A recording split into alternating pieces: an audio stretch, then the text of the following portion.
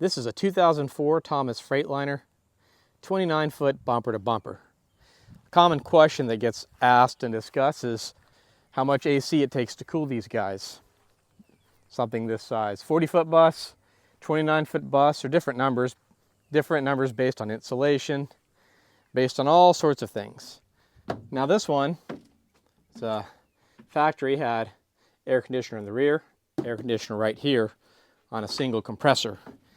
That compressor was bypassed before I got the bus, and that's fine by me.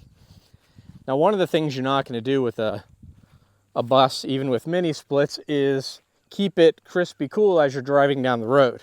Yeah, you're going to take the edge off, and by the time you delete a bunch of windows, add a lot of insulation, you can do it. It's pretty manageable. But this guy went back and forth with me, and I told him the numbers that I had discovered on these buses, and he was making a case that the factory was only like 20,000 BTU. I don't know what it was.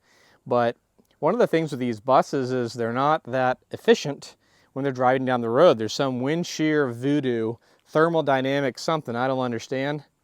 And here's why I know this. You look right here, the factory insulation, or the factory AC install, 120,000 BTU. That's remarkable. This is why when you're driving down the road, you're not going to keep this thing cool with just a single mini split. Although, fully converted, I'm going to tell a client to insulate this thing well, do whatever you got to do on the inside, delete all the windows, and you'll be able to cool this bus when parked from a single 12K mini split.